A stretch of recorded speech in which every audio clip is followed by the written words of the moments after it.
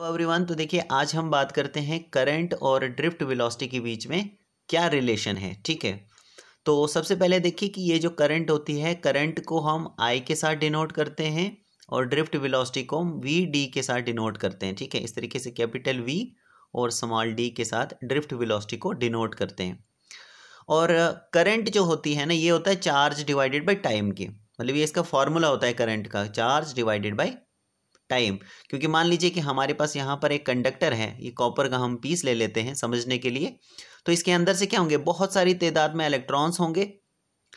तो इलेक्ट्रॉन्स को जब ये इलेक्ट्रॉन एक डायरेक्शन में फ्लो करते हैं ना, तो उसके चलते हमें क्या मिलती है, करंट मिलती है हमें। ठीक है, तो एक डायरेक्शन में कैसे फ्लो करेंगे, जब हम यहाँ से वोल्टेज अप्लाई करेंगे। ठीक है, और इलेक्ट्रॉन्स पर नेगेटिव चार्ज होता है, तो नेगेटिव चार्ज होने के कारण ये क्या करेंगे, यहाँ से बैटरी के पॉजिटिव की तरफ, इस तरीके से पॉजिटिव टर्मिनल की तरफ फ्लो करेंगे। तो ये क्या हो गई, एक तरह से इनकी डायरेक्शन हो गई ना, एक डायरेक्शन इनको मिल गई कि भाई ये प्लस की तरफ फ्लो करते हैं इस तरीके से। तो एक डायरेक्शन में ये फ्लो करेंगे जिसके चलते हमें करंट मिलती है।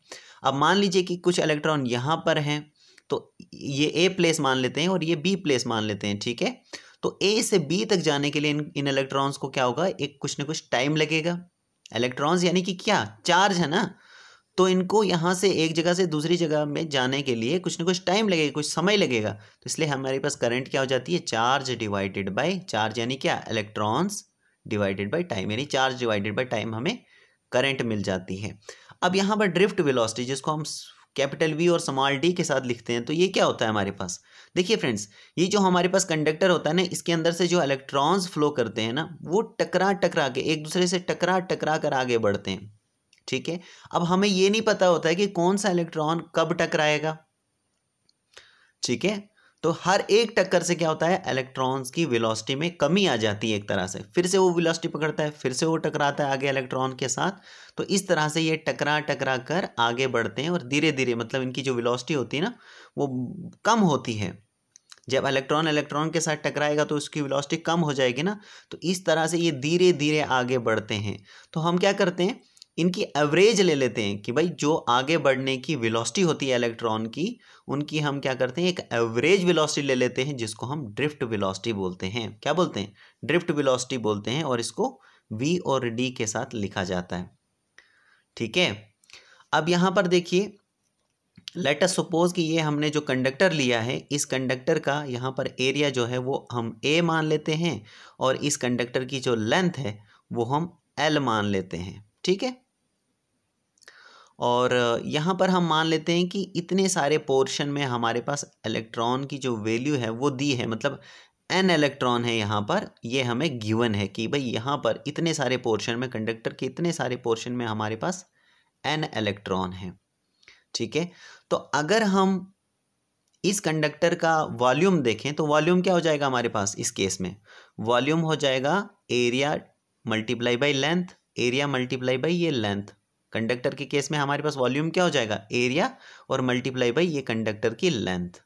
ठीक है, अब अगर इतने सारे पोर्शन में हमारे पास इलेक्ट्रॉन्स की जो डेंसिटी है वो हमारे पास दी है कि भाई इतने सारे पोर्शन में n इलेक्ट्रॉन्स हैं, तो इस पूरे वॉल्यूम में कितने इलेक्ट्रॉन्स होंगे, हम इसको मल्टीप्लाई करेंगे, n को मल्टीप्लाई करेंगे इस वॉल्यूम के साथ, तो हमारे पास क्या हो जाएगा, टोटल इलेक्ट्रॉन्स मिल जाएंगे हमें। भाई टोटल चार्ज इस कंडक्टर में कितना है वो हमें मिल जाएगा। किस तरीके से, देखिए, टोटल चार्ज Q बराबर वो क्या हो जाएगा हमारे पास n, और n को हम मल्टीप्लाई करेंगे इस पूरे वॉल्यूम के साथ, NaL।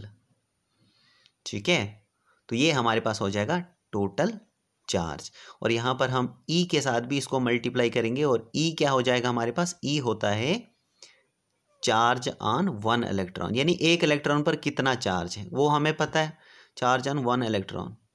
एक इलेक्ट्रॉन पर कितना चार्ज होता है ये हमें पता है, कितना होता है, 1.6 इंटू 10⁻⁻19 कूलम।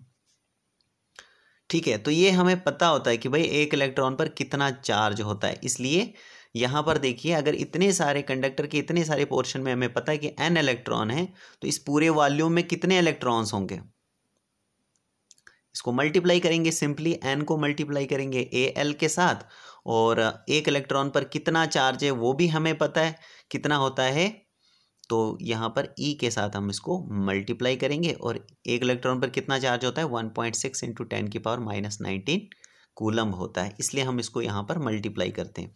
ठीक है, तो अब हमें चार्ज की वैल्यू मिल गई।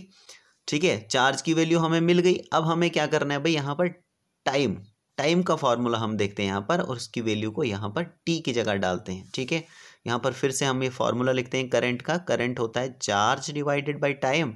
तो चार्ज की वैल्यू हमें निकाल दी, कितनी आई, NeAl, NeA और L, और डिवाइडेड बाई टाइम, T मतलब टाइम। तो टाइम क्या होता है हमारे पास, टाइम का फॉर्मूला होता है डिस्टेंस डिवाइडेड बाई स्पीड। और इस केस में हमारे पास डिस्टेंस कितना है, डिस्टेंस हमने कितना लिया है इस कंडक्टर का, L, तो इसलिए हम यहाँ पर क्या लिखेंगे, डिस्टेंस की जगह L लिखेंगे। और स्पीड क्या हो जाएगा हमारे पास, तो स्पीड हो जाएगा हमारे पास ये जो हमारे पास VD है, यानी ड्रिफ्ट वेलोसिटी।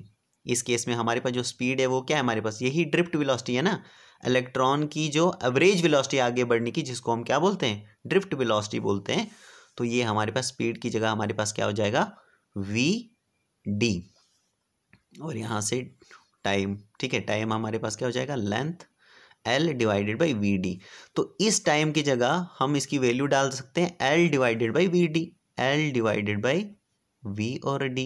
अब यहाँ से देखिए ये L और ये L कैंसिल हो जाएगा, और ये VD यानी ड्रिफ्ट वेलोसिटी ऊपर आ जाएगा। तो हमारे पास करंट की जो वैल्यू हो जाएगी वो क्या हो जाएगी, NeA और ये VD।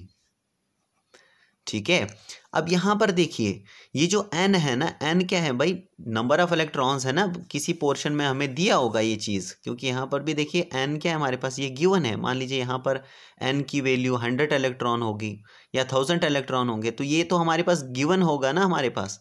ठीक है, तो n क्या है हमारे पास, कॉन्स्टेंट है। क्या है हमारे पास, कॉन्स्टेंट है। इसी तरीके से E मतलब क्या, एक इलेक्ट्रॉन पर जो चार्ज होगा, तो ये भी हमारे पास एक कांस्टेंट वैल्यू होगी। ठीक है, और यहाँ पर एरिया ऑफ द कंडक्टर, मतलब अगर हमने कोई तार ली है तो इसका एरिया भी हमारे पास क्या होगा, कांस्टेंट ही होगा ना, तो ये भी हमारे पास कांस्टेंट होगा। तो हमारे पास जो बचता है वो क्या बचता है, V और D यानी ड्रिफ्ट वेलोसिटी। तो करंट किसके ऊपर डिपेंड करेगी, इस VD के ऊपर डिपेंड करेगी, यानी I जो होगा वो डायरेक्टली प्रोपोर्शनल होगा VD के। समझ में आ रहा है, यानी करंट डायरेक्टली प्रोपोर्शनल होगी इस ड्रिफ्ट वेलोसिटी के, इस VD के। जितनी ज़्यादा ड्रिफ्ट वेलोसिटी होगी उतनी ही ज़्यादा हमारे पास करंट होगी। यानी कि अगर एक कंडक्टर में ये जो इलेक्ट्रॉन्स आगे फ्लो करते हैं, इनकी एक वेलोसिटी होती है ना, तो इनकी एवरेज वेलोसिटी को ही, एवरेज रफ्तार को ही, आगे बढ़ने की जो रफ्तार होती है ना, तो इसकी जो एवरेज होती है उसको हम क्या बोलते हैं, VD यानी ड्रिफ्ट वेलोसिटी।